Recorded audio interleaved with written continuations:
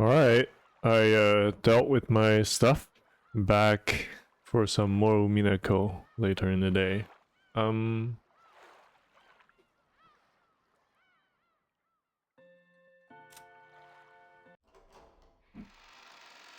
like increasingly curious about the episodic structure of the game. Like, at first, not even at first, a good bit into the game, I thought it's gonna take 4 episodes to kill all the characters. Like when I read the epitaph at first, I thought this whole thing is gonna take 4 episodes. But like over half of them are dead already. Like 6 died at once? And then 3 more, I think? Or 2 more. No, 4 more. Cause these 2 died. And then Grandpa's also, I guess I'm not sure Grandpa's dead. Kana's definitely dead. Or are we sure? We're sure he's dead. These 2 are dead. And Shannon and Kanon, we're mostly sure Gora's dead. I cannot imagine they bringing Gora back in some way. Yeah, really curious about Rosa and the left eye. Wonder what that's about. I guess we see like a bit of Kirie's eye as well in the new version for some reason. Yeah, I feel like this gotta be intentional, but I don't know what it could possibly mean. Alright, let's just keep going. Even though Dr. Nanja and the rest did all they could to heal him, of course, there was very little that could be done on an island like this without medicine or proper facilities. However, Kanon was the only human ever to confront the culprit. If only he could give us some kind of clue. However, at the time, he carried Kanon away. They carried Kanon away. It was already too late. What kind of clue? I guess the only thing that we saw that the other characters didn't was the golden butterflies, which Shannon also saw before she died, presumably.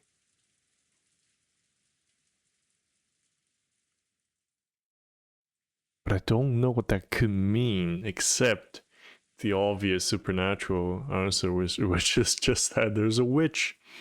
And wherever she appears, there's golden butterflies. What can I say?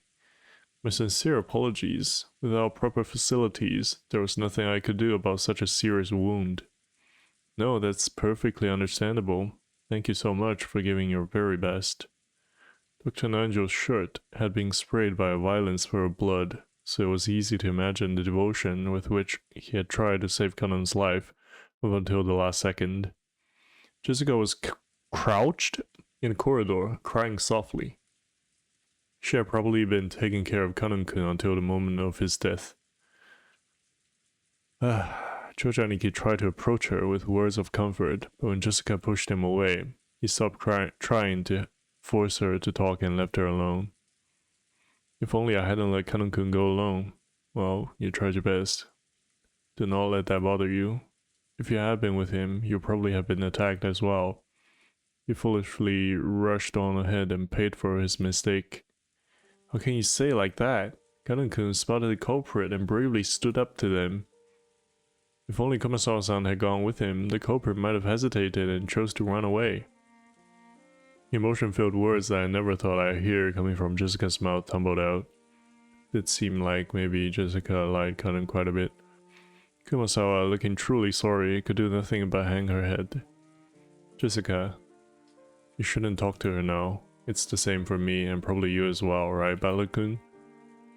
We don't know what's going on, and it feels like our hearts are going to split open. There were tears in Jojaniki's eyes again. Seeing Jessica break down, crying, probably brought back the pain of losing his parents. It's like 10 minutes ago, what do you mean bringing back? Without my crying all at once, so I didn't feel like crying anymore. However, I understand how great the pain in their heart was. It's okay, Jessica, you'll be able to meet Kanon again soon. Stop it, I don't need you trying to console me like that. Beatrice will resurrect the dead and even love that has been lost. So definitely be able to meet him soon. Then everyone will be able to live in peace. So the one who killed Kanun-kun is this Beatrice who supposedly gave you that letter yesterday. Where is she? Where is she hiding? I'll find her and tear her apart. Tell me. You know who the culprit really is, don't you? What do you know? What are you hiding? Tell me, damn it. Milady, please stop. Ooh. Beatrice exists. Ooh. Damn it, let go of me. Genji-san. Okay, I'm kind of curious what this expression is in Japanese.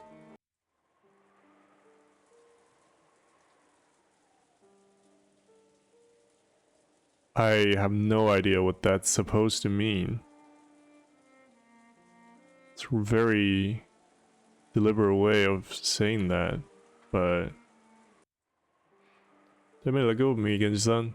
Maria knows who the culprit is, and she's hiding their identity even though she knows. She must be telling them what we're doing, guiding them as they kill us. Jessica, be silent.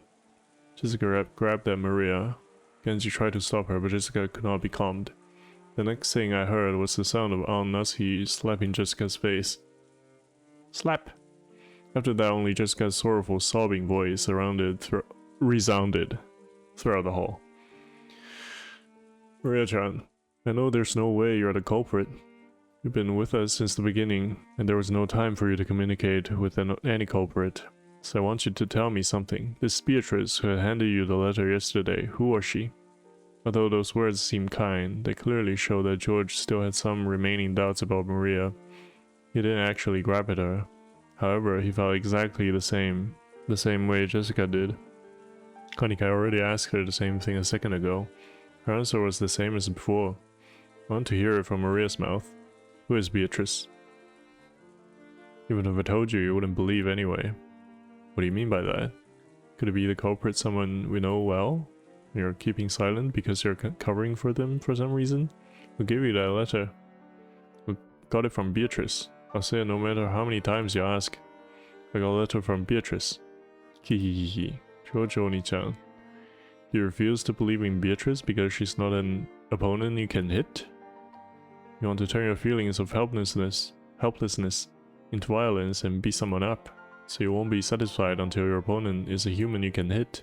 So if I tell you the truth, you won't accept it. So it's pointless for me to tell you. You won't believe. But I'll keep on saying it because it's true. Beatrice exists. Kihihihi. The door to the Golden Land will soon be opened. I'll go there. Beatrice promised. In that world, Mama is nice, Papa is with us, and is also nice. Damn. Hoping hard. Wanna go there right away. Everyone's afraid of Beatrice, but that's only natural. So calm yourselves. Beatrice said so herself. By the time the typhoon has passed, I'll have ended everything, she said. Oh, she said that? Ouch. Maria, I don't mind you being talkative, but let's leave it at that for now. I'll bet this is all a pretty happy situation for you, since you're always going on about how witches exist, but keep that to yourself for now. Don't try to force that on other people. Ooh. I know I've been creeped out by this girl for a while now, but there really is something wrong with her. Don't you think so too, Battler Genji-san? Kumaso-san? What about you, Mom? Maria knows who the culprit is and she's hiding it, okay? Maybe she hasn't done anything directly, but she's definitely working with a criminal. That's right, she's a spy. We can't let her stay with us any longer. Kihihihi. Maria-chan, you must realize there are times when indiscreet discussion is best avoided. If you keep adding oil to the fire, then I will get very angry. Natsuki glared at Maria with brightening eyes. Maria was used to Aunt Rosa's loud style of scolding, but she apparently hadn't built up a resistance to Natsuki's quiet sort of scolding. She shrugged and kept her mouth shut. A desolate feeling filled the room. It felt as though things would just get more complicated if anyone spoke. How many people have already died? 6 people in Dad's group. After that, both Aunt Eva and Uncle Hideyoshi, Kanun-kun grandfather. There were a whole 18 people on this island, supposedly, and 10 of those people have been killed. That's more than half of us. And right now, there's absolutely no proof that the remaining 8 people will be safe.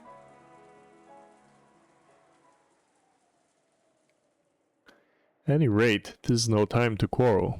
Now that we're certain the culprit can enter and leave the mansion at will and strike out of nowhere, we must give our undivided attention to surviving until tomorrow.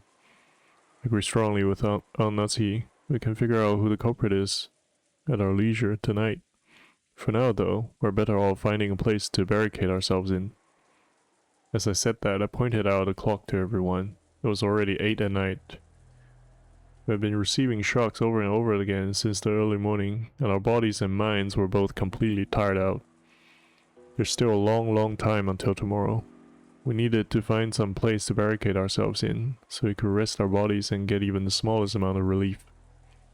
I agree. Everyone is already pushing their mental and physical limits.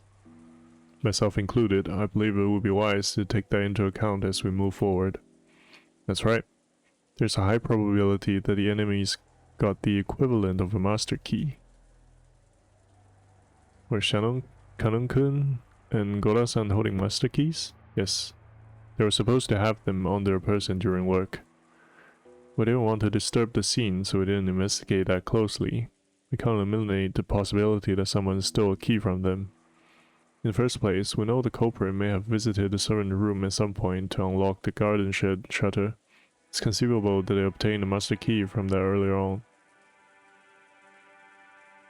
There were many servants serving the Ushinomiya family. Because of that, there were several master keys. Furthermore, every time one employee started or finished working, the keys were passed between the servants. And we had to acknowledge that this had probably gotten a bit sloppy at times in the past. Even if they borrowed a bundle of keys from the pocket of one of the murdered servants, is there any safe place that even those keys couldn't open? Because of the nature of our job, we had been entrusted with keys to all the rooms. All of them in the mansion and in the guest house. So in other words, no matter where we hole up and lock ourselves in, it would just be pointless. Fine, who cares about locking up? If we're gonna come, bring it on, damn it. And be charged your own game. The enemy won't approach us from the front.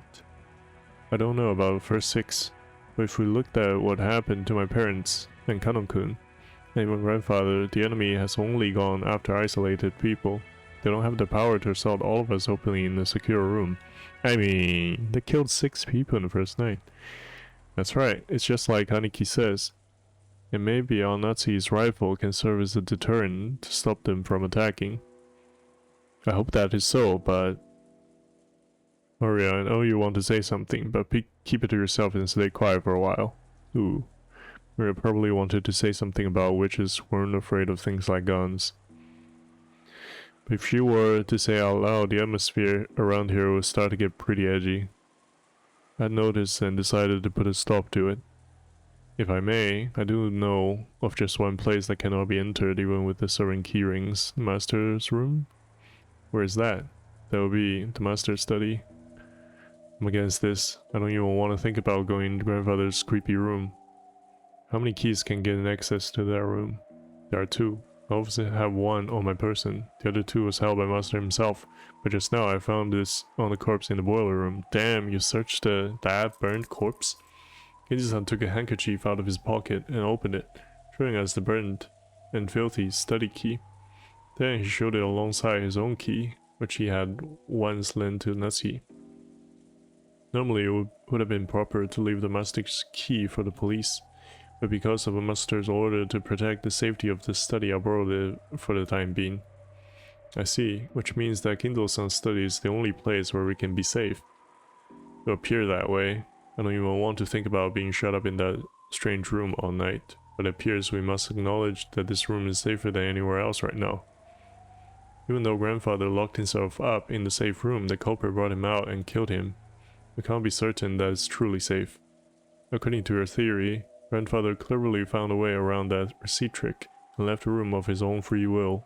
We're not sure. If so, the room might be a good place to barricade ourselves in after all. You're too optimistic, Aniki. However, at the same time, I thought he brought up a pretty interesting point. After all, this gives us a chance to question the enemy, the witch herself, about how the sealed door had been opened. Yeah. If we assume the culprit used some technique to kidnap grandfather from his study, they'd have to show us the same trick again if they wanted to assault us in the study. That gave us a chance to make the culprit prove how they did it right before our eyes. If she's really a witch, we'll be forcing her to use her little magic trick to open the door right in front of us. But that's probably impossible. If you spin the chessboard around, it's obvious the culprit is acting in a way that'll make us think they're a witch. If she really is a witch, all she's gotta do is appear in front of us and wow us with a colorful display of magic. Since she's avoiding doing that, everything must be the work of a fake witch who wants us to think she's real. Therefore, a culprit who used a technique other than magic to defeat the closed room wouldn't open the door before our eyes. Is grandfather's room big enough to stuff 8 people in? Yes.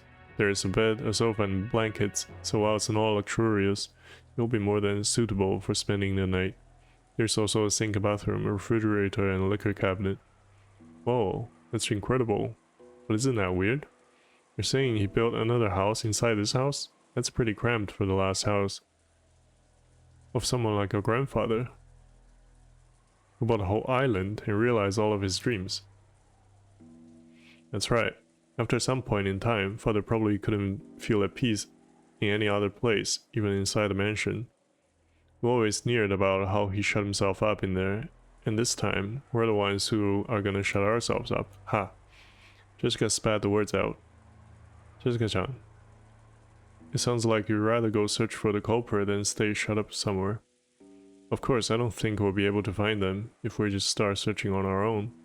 In the end, we can't do anything but wait. Then it doesn't matter where we wait, does it?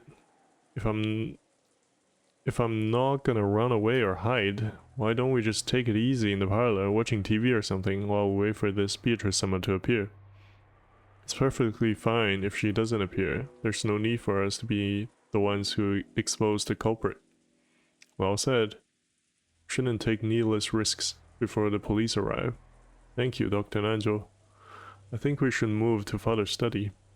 True, we have no proof that it's safe, since father was taken out of there. However, I can't deny the possibility that, as Valorant-kun reasoned, grandfather left the study of his own accord and was attacked outside. A while back, I proposed that strange theory as a stopgap measure.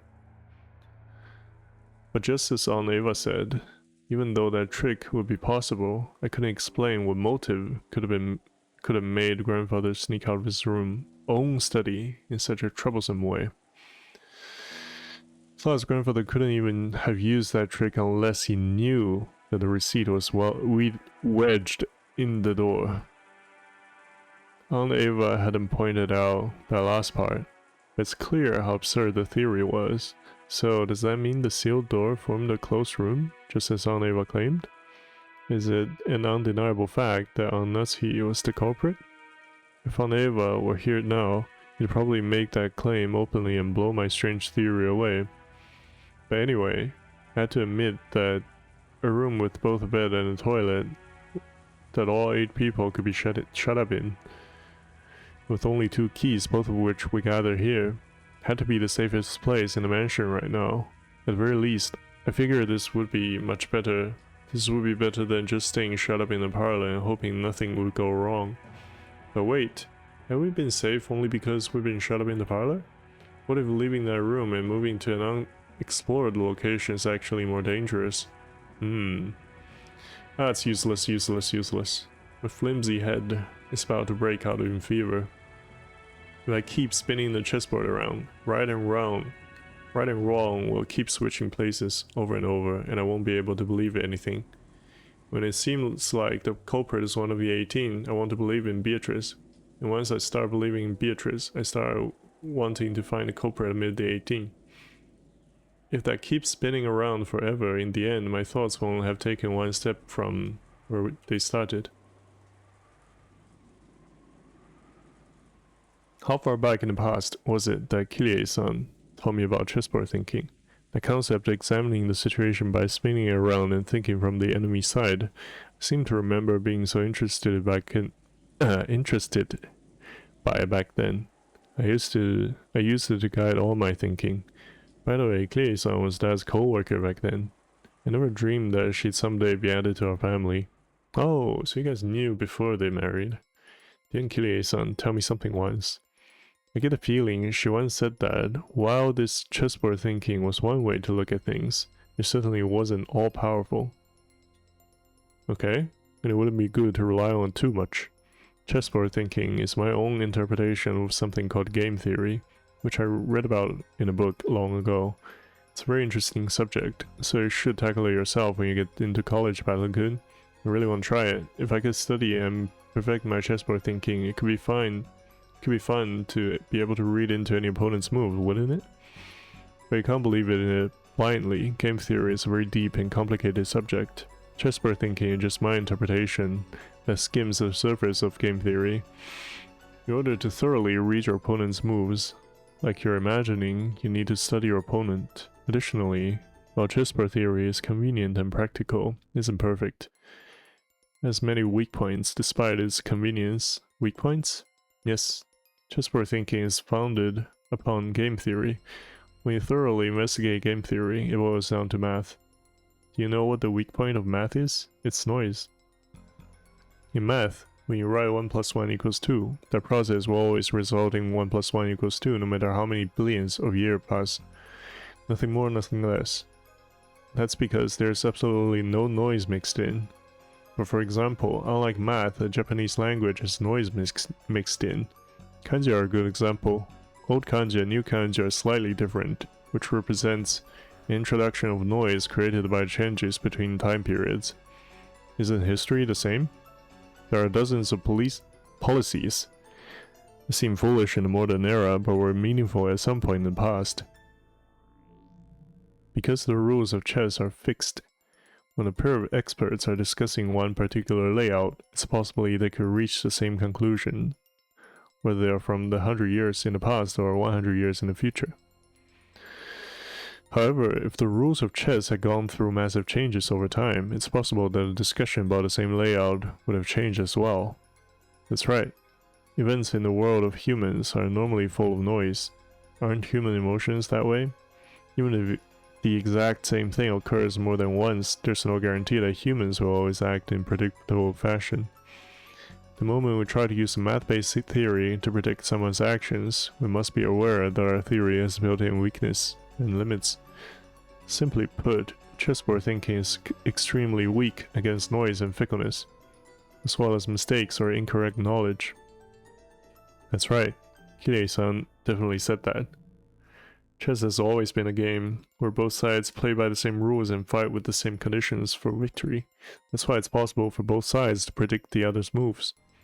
It's possible to read your opponent because you can always suppose they'll make the best moves they can find.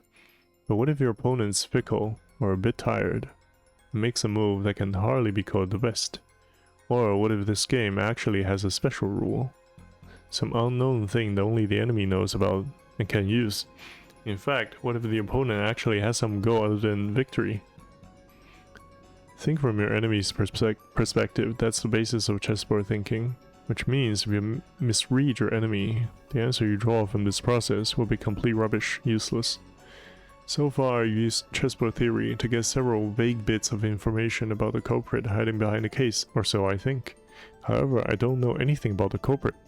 Am I just playing around in a labyrinth of thought? If Kirie-san were here at a time like this, she'd probably be able to notice something with her much sharper thinking ability.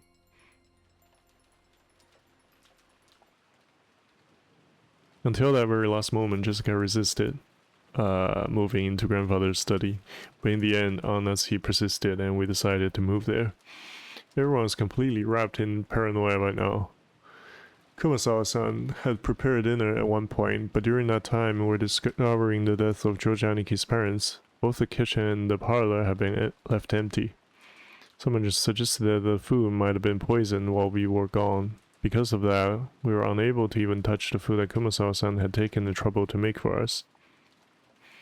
The manner in which the first 6 were killed was still unknown. They certainly could have been poisoned.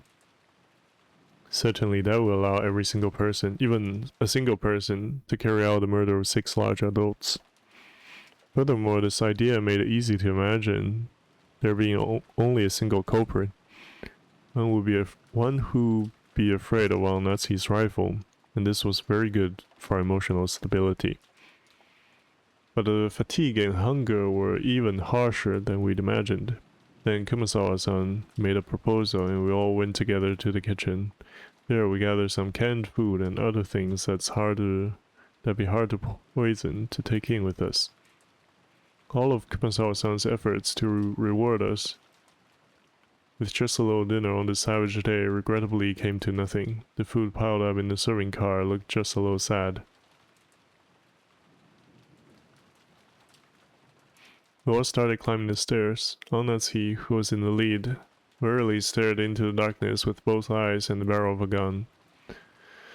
Once we dragged ourselves up to the third floor, just as Al-Nazi had warned us beforehand, there was a mixture of a chemical smell and a sickly sweet aroma, a stench hanging in the air that felt like it was eating into our heads. I see this kind of stench probably would give you a headache if you were shut in with it for a whole night. I know it's a little late, but I'm with Jessica. I vote against going to grandfather's study. It felt like the stench was floating out from this magnificent door. It was the door to forbidden study, should defend against any who would enter. While Genji-san unlocked the door, Maria stared at the door and the doorknob with great interest. Okay. Now that the weird sweet smell is readdressed, and we're considering more out there possibilities, what if it is like hypnotic in some way? And when Natsuki went there in the morning, she didn't actually see Kinzo, but she hallucinated. Like, Kinzo did say some very uncharacteristic stuff to her when she was in there. If Kinzo's not even there, then I was gonna say the possibilities of what could have happened get expanded, but like most of the problem with our current understanding of what happened in the morning like revolves around how did Ava's receipt seal not get broken or something like that, but then now the culprit had like killed two people in a more complete closed room and have done it while nobody should be able to. I don't know. We'll save that as a possibility. Maria stared at the door and the doorknob with great interest. Ooh, incredible door. Looks old and strict, like it'd stop any jokes code. A perfect door for grandfather's study. The power to ward off spiritual menaces is strong here. Beatrice probably couldn't open this door. Oh, interesting. Oh? What does that mean? Mira pointed at the doorknob. A scorpion crest. No, a design like a magic circle arranged around a scorpion was inscribed here. That design, that's right. Isn't it just like those keychain charms Maria gave Jessica and me yesterday? The fifth magic circle of Mars is a strong ward against magic.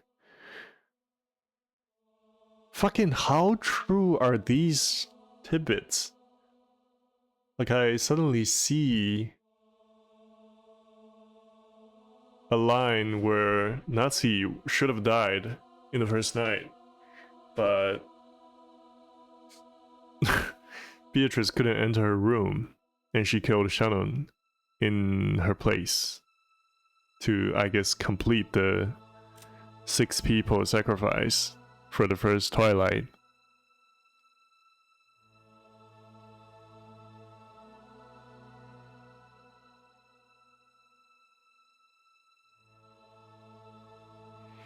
And Genji and Kanon are super surprised. I don't know, man. And I don't know what Godai is. The fifth magic circle of Mars is a strong ward against magic. Additionally, this magic circle is very diligently constructed and is full of power. Such a magic circle can be quite troublesome to beings of magic like Beatrice. Isn't that comforting? Are you saying we can escape even Beatrice's clutches in this room? Our little witch here sure is reliable. Then how did Beatrice get grandfather out? Just as Battler reasoned, Beatrice can't go inside. However, she has both magic and familiars. Using them, she might have been able to get grandfather to leave the study of his own accord. I've read about that in manga. I've seen a bunch of scenes where vampires were frightened of crosses, so they couldn't get close, but their familiars were just fine, so they made their familiars attack. Those scorpion keychain charms I gave you yesterday also had a fifth magic circle Mars on them. The power dwelling within them was weak, but they should be enough to protect you until we leave the island. So did Battler lose it or not? Although it sounds like you lost yours, right? Kihihihi. Scorpion keychain charms? Yeah, the charm I gave you yesterday was something I got from Maria. I heard it would repel magic if you put it on your doorknob. At the time, I thought maybe it'd be better if you had it. Is that so? I thought it was an odd thing for you to be carrying around. Unless he put that on her doorknob? Yes, and last night, after hearing about it from Jessica, I hung it from a doorknob on the inside of my door. Then Anatsi, you're really fortunate. If you did that, Beatrice probably couldn't even lay a finger on you yesterday. I think Beatrice must have been really annoyed. Kihihihi. Interesting. Beatrice annoyed? Couldn't lay one finger? Nancy thought back on that eerie scribble she had seen that morning, as though someone had been tearing at the outside of her door with blood-soaked hands, and grasped in surprise. Could it be that this witch, who called herself Beatrice, tried to enter through the door to Nancy's own room? But the magic repelling charm had been hanging from the inside, so she couldn't break through the door. So she was annoyed, so she scratched at it? I think it's Shannon.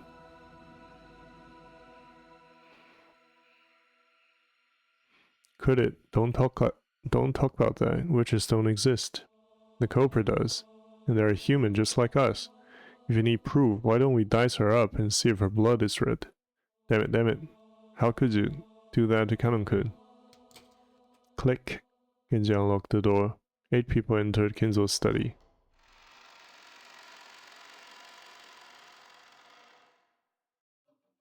Grandfather's study. I'd heard rumors about it beforehand, so I wasn't that shocked. He had done nothing more than fortify it thoroughly with his occult hobbies. Your grandfather's hobby had been chasing after pop idols. These walls might be buried beneath idol posters. Now I'm thinking why Kinzo calls Maria obscene. Maybe it's not a simple insult. Even if I didn't understand it, I did realize that this room was a bundle of all his pastimes. Even so, I couldn't help but remain dumbfounded by the smell of his creepy medicine and the sweet stench that seemed to melt my head.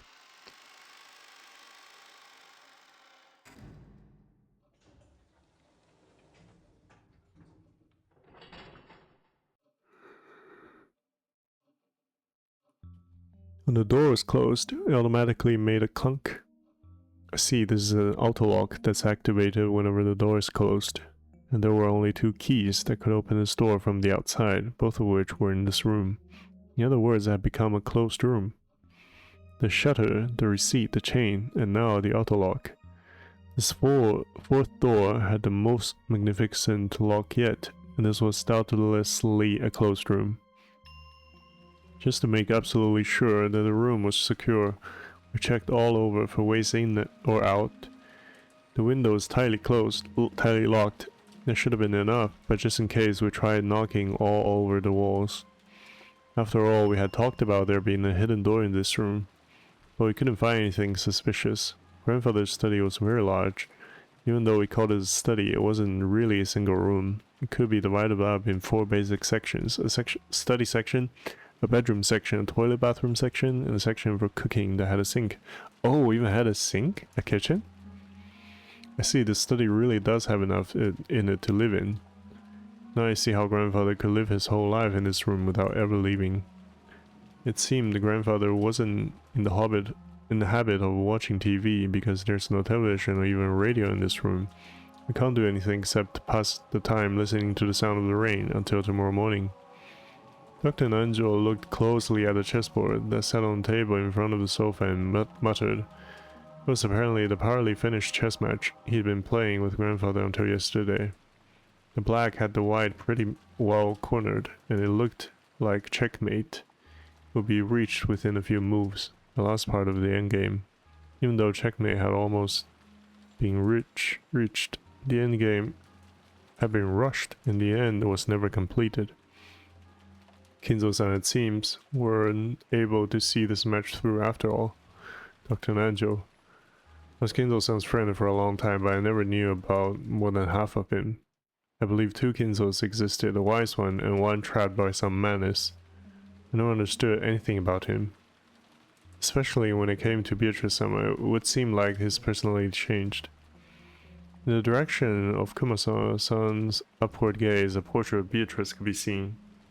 His two portraits wasn't massive like the one hanging in the entrance hall, but small and made for this room.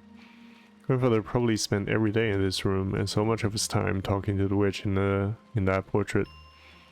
Who was Beatrice to grandfather in the first place? Right now, you couldn't just explain it away by saying it was a story made by parents to frighten children away from wandering to the forest. While eating the canned food we brought from the kitchen, we talked together about who Beatrice was.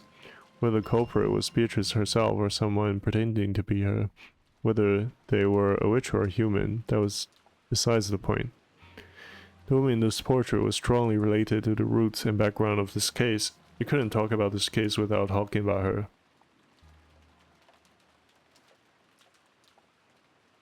That's right. Mom, you picked up the culprit's letter on Ava's room, right? Yes. I still haven't opened it. Let's give it a try. Oh, I almost forgot. Unless he took out that western envelope, Genji-san pulled a paper knife out of a drawer in the study desk and handed it to her. While watching her open it, George and Ikura grimaced slightly. After all, it was a letter left at the site where his parents had been murdered. There was a good chance its contents would say something unbearable to Aniki. Unless he also seemed to realize that, so she glanced over the contents first without reading it out loud. We were a little frightened that she might grimace after reading something shocking, but she just frowned unhappily. What does it say? There's one unpleasant sentence. It must be trying to provoke us. Natsu, after deciding that the contents could be shown to the children, set it openly on the table. Everyone stared at it at the same time. Praise my name. What the hell? That's for the third twilight. That's annoying. It's probably Beatrice declaring herself the victor. Damn it. I'll bet you were hoping another weird magic circle show up. It wasn't a magic circle, but my expectations have been betrayed. Kihihihi. What could it mean? I wonder if she wants to tout her own existence. It seems reasonable. With this letter, we now know that the author of last night's letter is the culprit. I think the identical envelope is more significant than what's written in here. Without a doubt, this is the type of envelope and sealing wax that the master used. Oh, I don't know what's going on anymore. This is the first time I've seen anything like this since I started working for the Ushinomiya family. Going by last night's letter, Beatrice is claiming to be grandfather's oldest confidant. Grandfather often said the same thing in the past, right? I spoke to Genji-san and Kumasawa-san, who nodded together. Guess that means you two know more about her than anyone except grandfather. Could you tell us? For a long time, I purposefully avoided this topic. But now that it has come to this, I can no longer do so. Genji, tell us everything you know. Can you read the thing first? Is it in tips? Okay, oh, that's all it said? Interesting. How does it betray Maria's expectation?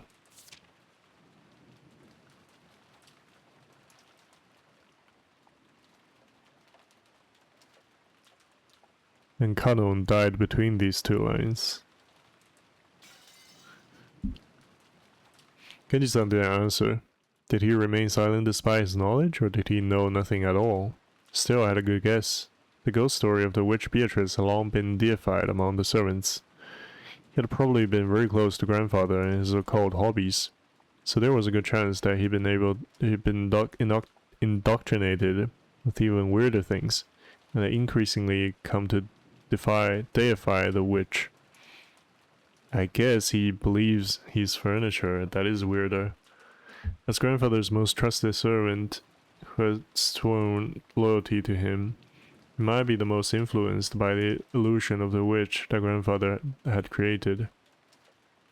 So there was only one reason for Genji-san to remain silent. He could speak, but it would definitely cause a backlash, so it was better if he kept his mouth shut, and it wasn't like we'd believe him anyway. Something along those lines.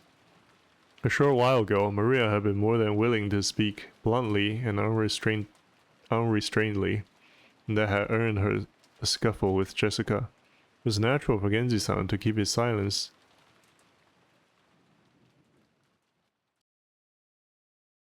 Was she father's concubine?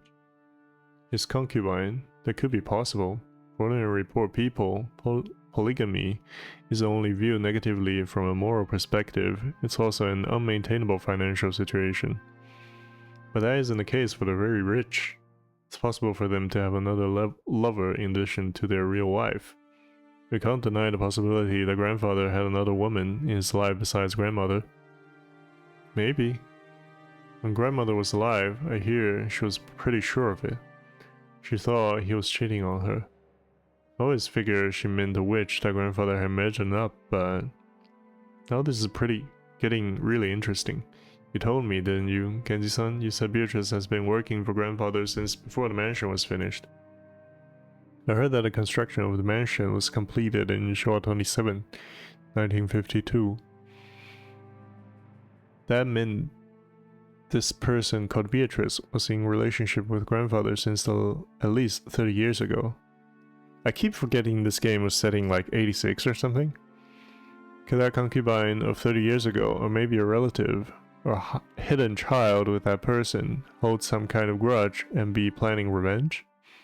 I see, this is starting to sound like your standard Western mansion mystery. It's a filthy topic, but the easiest line of reasoning to accept. What do you say, Genji? I believe the master was indeed in love. Those feelings were certainly stronger than what he felt for his late wife. Who is this person called Beatrice, and what's she doing now?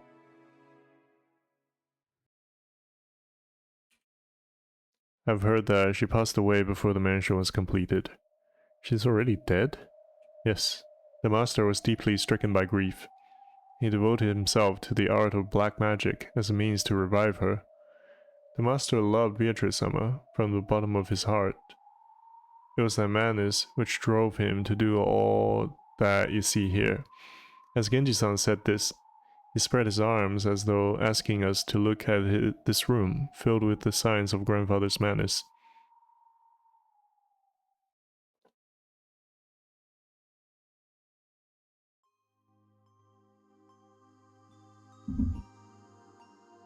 Okay. We're all at a loss for words. Normally, black magic seemed like it would just be creepy, and it's really hard to imagine why someone might be so enraptured by it. Since Kinzo was just an eccentric who had restored the Ushinomiya family amidst his madness, nobody has tried to understand him.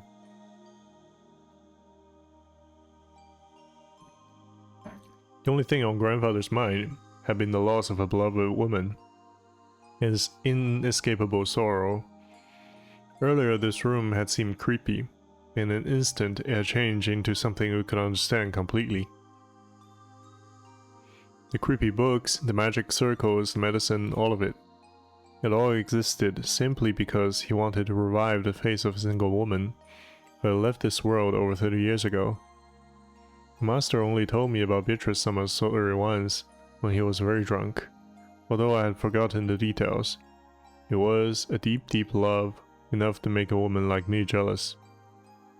Okay.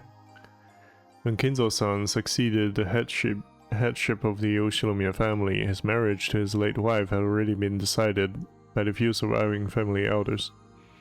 So he was forced into marriage with some woman who would benefit the Yoshinomiya family? That is correct. Kinzo-san was installed as the head who would revive the family and had to bear the entirety of that heavy responsibility. I do not pretend to know the details of when or where Kinzo-san first met Beatrice. Guess it'd be rude to say any more than that. That was when grandfather truly fell in love for the first time. Just how deep was his affection for her? That was easy to see just by looking around us. This room was covered with piles upon piles of things having to do with black magic, and grandfather spent every day shutting here, immersed in his research, and isolated from the outside world, never regretting 1 minute of it. You couldn't help but recognize the depth of grandfather's love for Beatrice. I had it all wrong, Genji-san. What do you mean by that? I always thought that maybe you servants believe blindly in the witch because you've gotten brainwashed by grandfather and his creepy black magic stuff, but that's not how it was, right?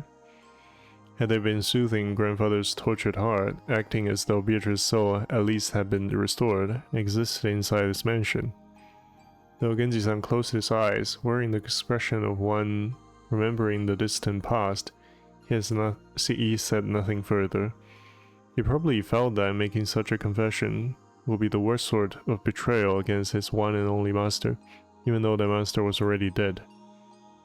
Beatrice, as revived as a witch, exists in the mansion even now. Genji has said this, had believed it, had made people believe it, and would follow through with a decision to the grave. This might have been the last service he could offer up to his master. The legend of the witch, the mysterious tale of Lokenjima that was still whispered amongst the servants. Its true nature was a sad lie. No, it was an act of kindness towards grandfather, but lost the person he loved above all else. I remember denying the witch's existence in front of father on multiple occasions. Now I finally understand how much that must have wounded him. Right now I can understand very well. If I thought I could revive Shannon using black magic, I'd immediately become the next owner of this room and start researching. Aniki. Another strand of tears dripped from George's eyes. Maybe his tears were infectious. Tears rose to Jessica's eyes too, and she sniffled. Beatrice has said it. Very soon she'll be able to revive people. You'll be able to meet them, she said. Very soon the door to the Golden Land will be opened. In the Promised Land that glitters gold, the souls of all the dead will be resurrected, along with the love that has been lost. Are you guys gonna start praising her? No? Then I will sleep in a world of peacefulness for all time. Did she say that? The Beatrice who gave you the letter? You don't believe, do you? Kihihihi. If only grandfather were here. I'm sure he'd be happy. I'm sure he'd be jumping for joy now that Beatrice is about to be revived. In that case, I believe. If grandfather gave up half of his life for his research, trying to resurrect the soul of the woman he loved and spending the rest of his life believing, I believe too. Battler, when you love a single woman for so long, the people around you catch on to it, and it becomes the truth. Maybe you could say they're just being polite for the sake of your feelings. But right there and now, I like to call that magic. It isn't just being polite, it really is magic. She's a witch. Kihihihi. Looks like nobody can see Beatrice after all. Is she here? Yeah, like, what were the servants doing back in kitchen when Battler was questioning Kano? And they were like looking beyond the Battler. What were they doing there? Some explanation, please? Some time passed as we listened to the sound of the rain. We considered what kind of love and madness must have possessed the owner of this room as he spent half of his life here.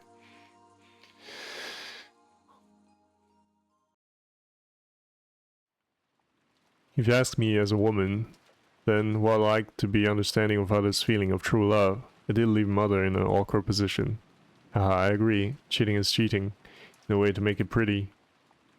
Yeah, that's right. Gotta feel sorry for grandmother. So, have there been any rumors about the child between Beatrice and grandfather? The keyword Beatrice has been hidden in every corner of this case. So it's natural to suspect some relative of hers. Nope. I have not heard of anything like that. If there was one, a memento of his most beloved person, he surely would have given them all his affection. Since he ended up immersing himself in black magic instead, maybe we should assume that there was no such child. What if some of the children he has are with Beatrice?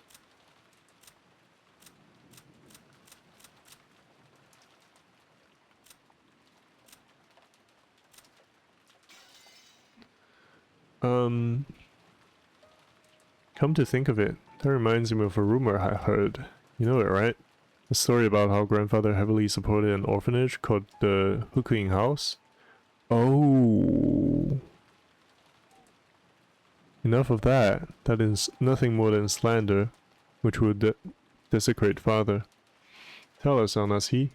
I think even you'd agree there's no time to hide things from each other. This is no time. It's a worthless story. Father made massive donation to an orphanage and had the orphans employed as servants at the head family to give them some on-the-job experience. The story in question is simply some drivel spread by fools who claimed their father was using those orphans for some filthy hobby. For a while, some guys even said he was collecting human sacrifices for his black magic.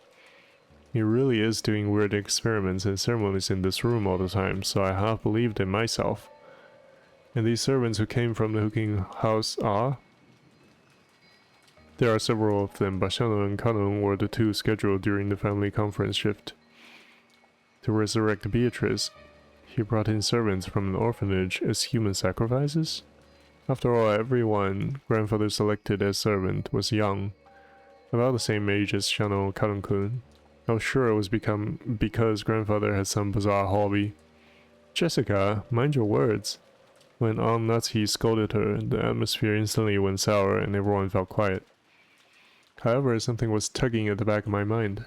Sacrifices, human sacrifices, brought over from an orphanage. What is it? Freaky words like sacrifice don't pop up often, and yet I've seen or heard that word recently. Are you talking about the epitaph? Some part of my memory is tugging at me. Hey Beatrice, what do you know? Had arrived in front of a portrait of Beatrice. It wasn't as massive as the one in the entrance hall, but that portrait, which must have been drawn by some famous painter, was still just as intimidating as in this smaller size. Below it, just like in the entrance hall, was the epitaph that supposedly hinted at the location of the hidden gold. Ah, sacrifices here. What the hell, Valor? You're creeping me out. 6 sacrifices. Ah! Both my eyes were as wide as plates. Everything's been predicted right there from the very beginning. Everyone crowded around, and the same expression of shock rose to all of our faces. That's right. It's right there in the epitaph. On the first twilight, offer the 6 chosen by the key as sacrifices. There's no doubt. 6 people die in the beginning. And even on the shutter, where the magic circle is drawn. No, where the Hebrew is written, it mentioned the offering of sacrifices. Ooh, I've been saying that from the beginning. That's right, Maria said it right at the start. Right after we found the 6 bodies. When Maria was in the parlor watching TV, she said it. Ooh, the culprit isn't human.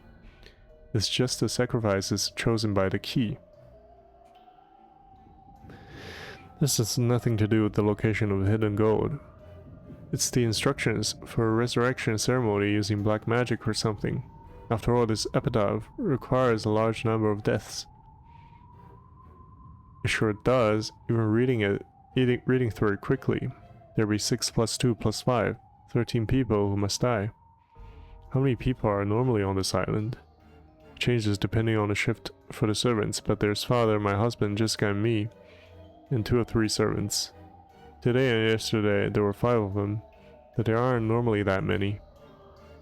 Which means that normally, there wouldn't be enough sacrifices to carry out this ceremony. Oh no, wait. There's that rumor that grandfather was collecting servants from an orphanage to be used as sacrifices in some creepy ceremony. So what does this mean? He increased the number of servants to increase the number of sacrifices and waited for the annual family conference when even more people would gather. Is it now the only time of the year this ceremony could be held? When Jessica screamed this, Maria broke out in a creepy laugh, looking truly pleased. Kihihihi, haven't you ever heard of people making bets to test their fate? Like throwing a sandal and saying that if it lands right side up, tomorrow will be sunny, or saying that tomorrow will be a good day if a coin lands heads up. There are many little superstitions like that. Sometimes when your luck is down and you get bored, you roll the dice and get 3 6s. You want to believe it's a portent of some miracle. When flipping a sandal, you have at worst a 50% chance. Even if you get it right side up, it's not worth much. But if you carelessly roll 3 dice and they all come to 6, all come up 6, you might think that's a small miracle. Miracle works the same way. You must pray earnestly for an extremely unlikely result. Then the feeling from all those stored up prayers gain magical power and become incarnate. The magic the grandfather was trying to perform was probably like that. The key randomly selected sacrifices in a lottery, so to reduce the chance that himself was selected, he chose the day with the greatest number of people on the island and carried out the ceremony. Ridiculous. Are you saying that this entire situation was caused by mere ceremonies for some bizarre magic? Nancy yelled. She couldn't quell the fear that a scorpion charm might be the only reason she was still safe. If I hadn't received the charm from Jessica and hung it from my doorknob, would I have been killed mixed in along with those 6? And the strangest part is, even though I hung the charm from the inside of my door, they couldn't get through that door. The culprit noticed the charm from outside the door and gave up trying to open it. A human couldn't have perceived that. A charm meant to stop something that was not human and had done exactly that. Impossible, impossible, impossible. But Natsu-san, the epitaph certainly doesn't continue to fit even after that. On the second twilight, those who remain shall tear apart the 2 who are close. Could this be talking about Eva-sama and Hideyoshi-sama? Painful as it may be, we must reach that conclusion. And after the culprit killed them, they left the words for the third twilight in the letter here. That's right, after carrying out the second twilight, they left the third twilight in that place. The third twilight was, just like Natsu just read. On the third twilight, those who remain shall praise my noble name. Ah, if you read it this way, it just keeps going on, doesn't it? On the fourth twilight, gouge the head and kill. Gouge the head and kill. George Aniki's parents were killed with those demons' ice picks gouging into their heads. Oh.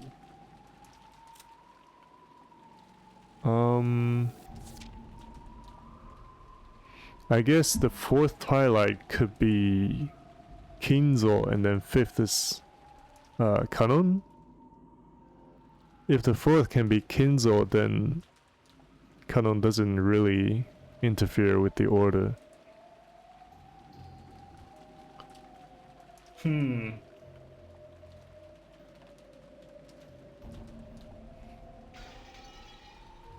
George Aniki's parents were killed with those demon ice picks gouged into their heads. But if they were the second twilight, someone else must have been gouged in the head.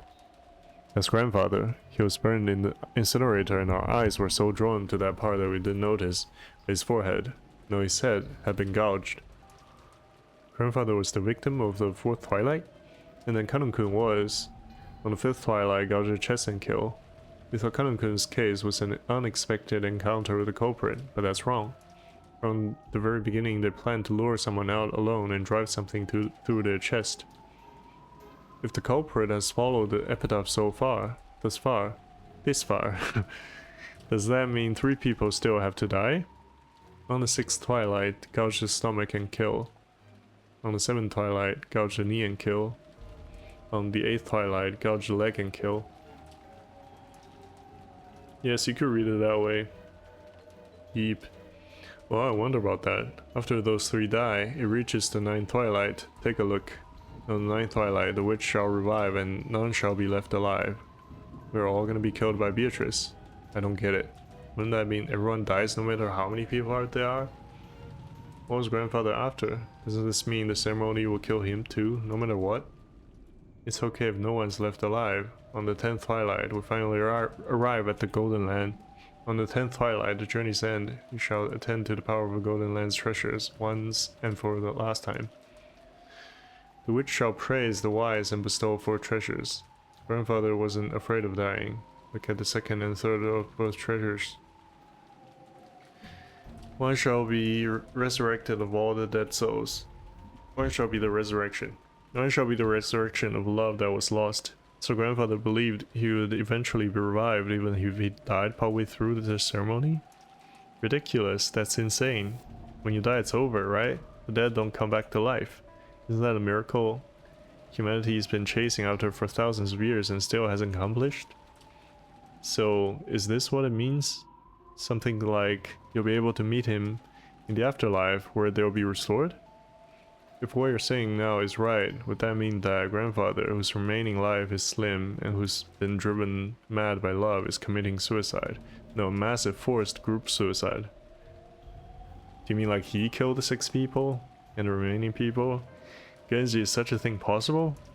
I don't know. The master is a man who sometimes has the wisdom to see 1,000 years into the future.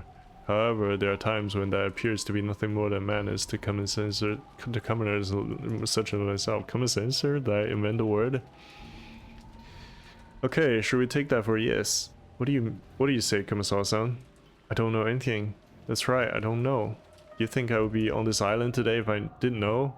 I would have faked an illness or done anything to take the day off, that's right. Yeah, she's different from the quote-unquote brainwashed servants. She doesn't consider herself a furniture. What about your opinion, Dr. Nanjo? We've been grandfather's friends for many years. I feel the same as Genji-san. Kinzo-san was a man who far surpassed ordinary people. I even felt a sense of inhuman power from him at times. Even I don't know what Kinzo-san was thinking when he wrote that epitaph. All we can say is that even if father did write this script, someone else is carrying it out. That's right. At the very least, there's another culprit who attacked grandfather and Kalun-kun. Furthermore, that person is still continuing the crimes just as the epitaph says. The letter in the beginning that we didn't think deeply about, what was it that was written there? We thought back to the reaction of the letter last night. Beatrice had proclaimed something inside it. She had proclaimed that according to her contract with Kinzo, she would collect everything of the Oshinomiya family as interest. But then she had also revealed a special clause. If someone discovered the location of the gold grandfather had hidden, the right would be lost. When the letter was read, the grandfather was still alive, but at the time, it had already been sealed with wax by the headring, which meant grandfather had handwritten. No. Had handed a ring over to Beatrice while he was still alive. If we take a straightforward approach, maybe we should assume Beatrice is carrying out that strange contract, with grandfather guaranteeing her that right. In other words, this was the same as saying grandfather knew of and approved of the content of that letter. In other words, it's basically a joint message for Beatrice and grandfather, telling us that Beatrice will start collecting interest if we don't solve the riddle. In other words, grandfather and Beatrice were demanding that we try and solve the riddle of the epitaph. If we couldn't, they were saying that the massacre would be carried out according to the epitaph. What does that mean? What do they want? I don't have a clue what it means. Look, another letter from Beatrice. Huh? What did you say? Maria's pointing at the top of the table. What? What the fuck? Where the canned food everyone had been eating just now, still lay. What the fuck? Where's the envelope from Beatrice? Certainly was sitting there, but so what? What in the... Anasi let out a hysterical cry, looking between her own hand and the table, because the envelope she had just opened was still grasping her hand. So why is there still an envelope on the table? Nobody saw that? What the hell? What's going on, Maria? Where did this envelope come from? Just now I looked and it was lying there. Ooh. I don't know anything.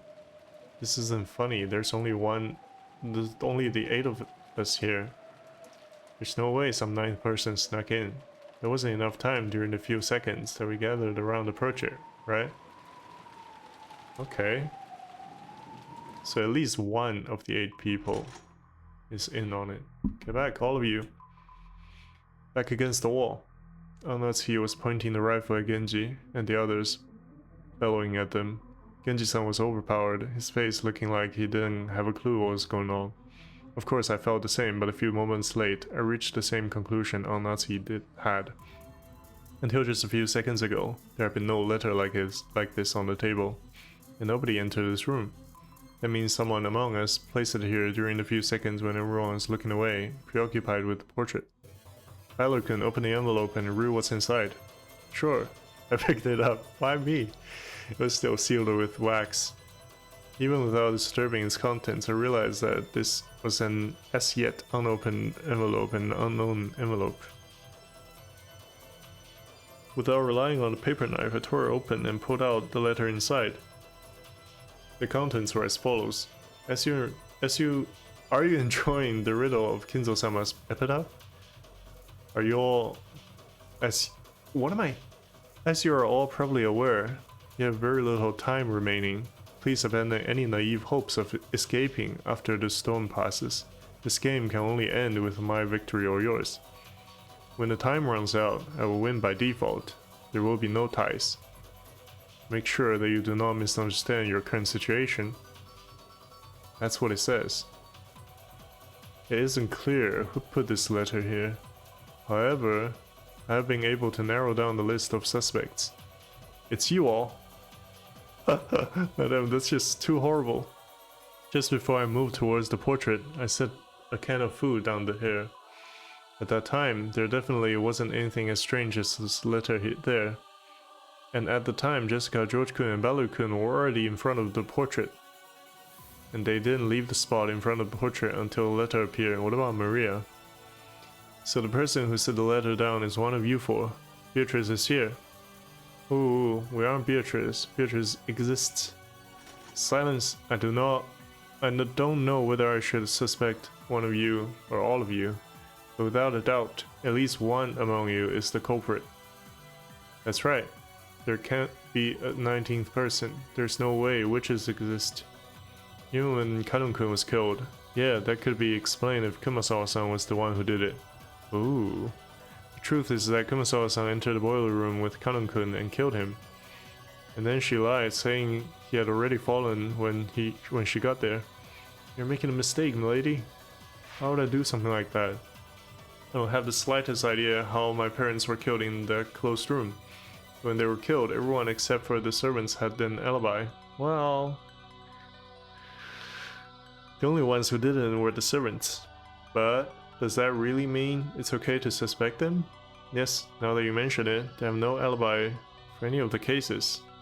Should we really be so quick to make that judgment?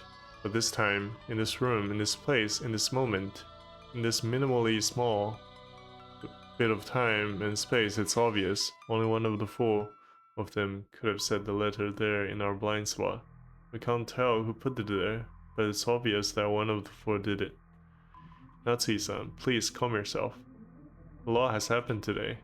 I understand how much strain is on your mind right now.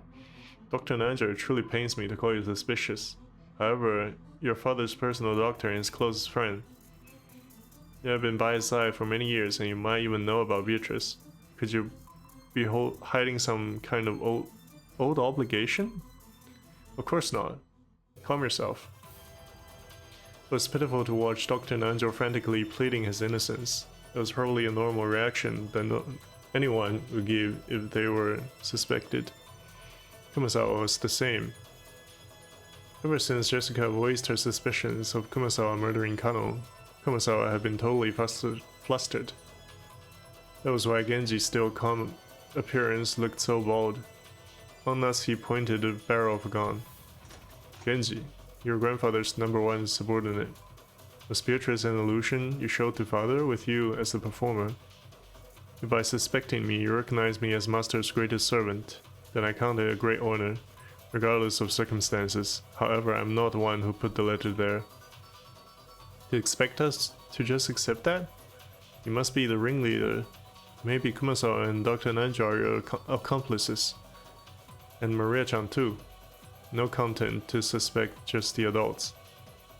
No content? What am I saying? No content to suspect just the adults. Anasi pointed the gun relentlessly. And Maria too. But Maria acted as though nothing had happened. Or maybe she thought she would be fine even if she was shot. Maria-chan, by this point, we can no longer remove anyone from suspicion just because they're young. So for the last time, let me ask a question that everyone had since last night. Yesterday, who was the Beatrice who handed you the letter? Who? Maria, don't dodge the question. Make it clear. Who gave you that letter? Kihihihi, how many times do I have to tell you? It's Beatrice. The 1,000-year-old golden witch. If you want to know what she looked like, just turn around. She's right there. Beatrice is. Kihihihi. Don't mess with me, Maria. Enough, Jessica. Maria too. Don't you understand the situation? Why are you hoping to gain by saying stuff like that? Stop stirring each other up pointlessly. I don't understand. Who do you all want the culprit to be? You only believe in Beatrice when you don't want to suspect one of your own. When you're trying to settle a grudge because someone who's close to you have been killed, only then do you want to believe in a human you can attack with violence and deny Beatrice. That's why you can't see her. Beatrice exists. You all can't see her. Silence. I don't want to label you as a culprit, but there's no longer any doubt that you enjoy making this situation unpleasant and are providing assistance to the enemy. Hehehe. Then what will you do? Shoot me? I don't mind. Very soon the door to the Golden Land will be open. Then all the dead will be resurrected. Right now, death is nothing to be afraid of. Hehehe.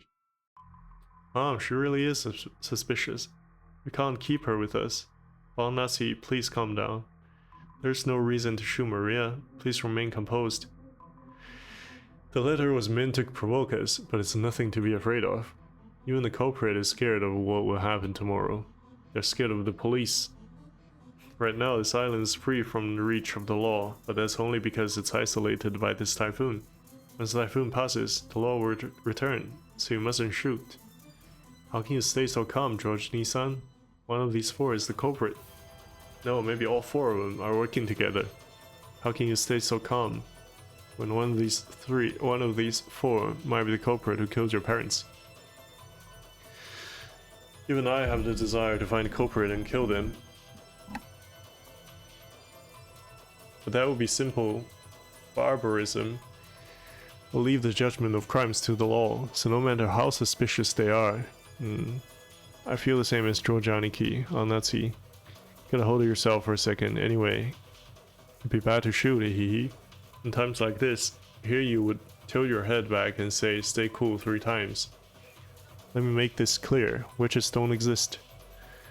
Not on Lokenjima, not in the Ushinomiya family. I declare it as Ushinomiya Natsu, representative of the Ushinomiya family. There's no witch here. I won't accept Beatrice.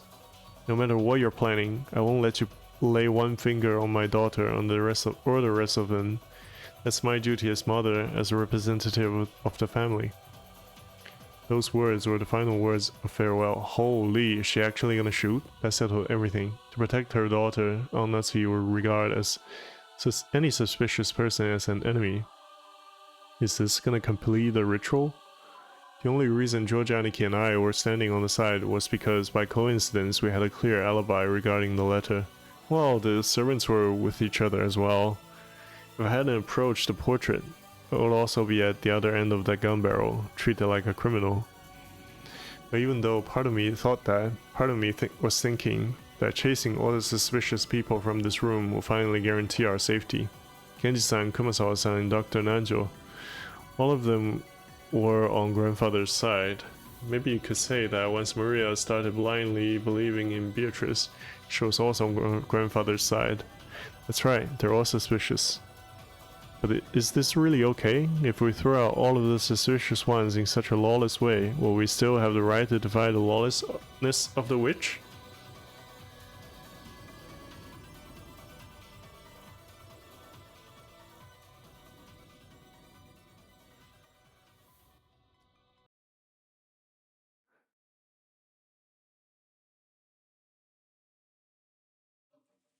Honestly, didn't tell them to leave with their own words, but with wordless pressure, she induced them to say that themselves. Holy, they actually left? Because if Dr. Nanjo didn't say those words, this cold silence would surely continue forever.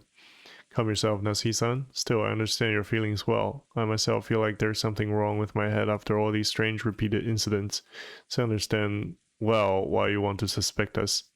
If you really have nothing to do with us, then my actions now would be beyond rude. However, please understand just this once. Very well, let's leave the room. What do you say, Genji-san? Shall we return to the parlor and continue our chess game? Damn, if that is what you wish, by all means. I don't want to. After all, that means we'll have to leave this room knowing the wolves is among us, right? I don't want to, madam. Please forgive me, eek. It was obvious that Kumasawa-san was trying to say. What was trying to say? If she was innocent, then she had been ejected to dangerous territory, along with the culprit. In the current situation, urging her to leave this room along with the suspects was almost exactly the same as letting her get killed. However, Kumasawa-san really was suspicious just for being the only one to discover that Kanun-kun had been murdered. At that time, everyone except Kumasawa-san had an alibi. Unless we could prove the existence of the contraption, of some contraption, or the existence of some 19th person, Kumasawa-san was by far the most likely suspect. I didn't want to believe it. However, Aunt Natsuki and the rest of us were in such a difficult situation that we couldn't help suspecting her as well. So we didn't say anything to stop Aunt Natsuki from trying to oppressively chase them from the room. We stopped her from shooting, but we were possibly agreeing to chase the others out of the room.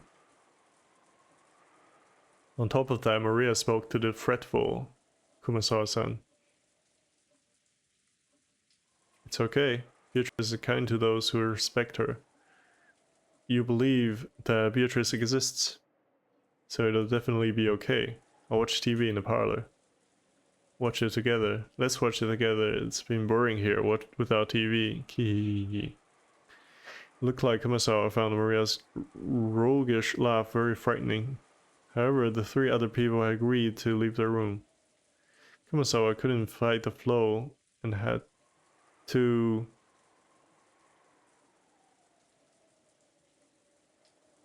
agree, crying as she went.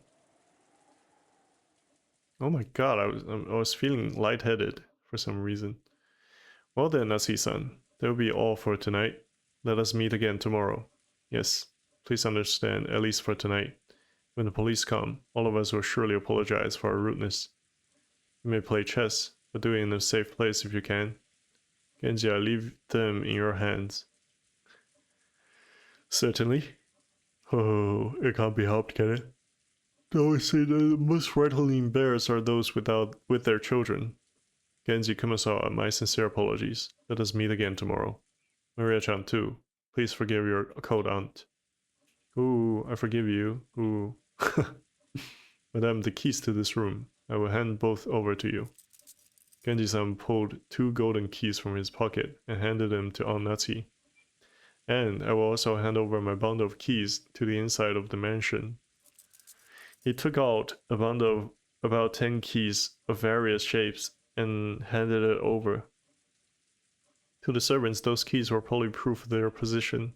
Being placed in charge of those keys meant that they were entrusted. They were trusted, relied upon. When they were forced to return them, it meant that they had lost that trust. Thinking about it this way, to Genji-san, who had worked here for a span of many years, there could be no greater shame. However, Genji-san's usual indifferent expression remained on his face. Genji, I had planned that after father passed away, I would reward you for your many years of hard work and allow you to retire. To treat you like this makes me feel ashamed from the bottom of my heart. I've already received the master's favor. Everything I have done until today has been repayment for that. Please do not worry over it. Well then, shall we, everyone? Good night to you all. Ooh, good night. Good night to you too, Battler. Ooh. Ah, Maria. Wait a second. Knowledge of guilt made me call Maria back. I groped around in my pocket and took out the scorpion keychain. This repels magic, right? Wear it. Ooh? Did you say you dropped it? Didn't you say you dropped it? Back then I got ticked off and just bluffed that I had lost it. There's no way I lose the precious charm you gave me. Maria suddenly took the charm. I was unable to say anything after that. Well then everyone, good night to you. We watched them leave, our expressions completely worn out, and we weren't even able to respond.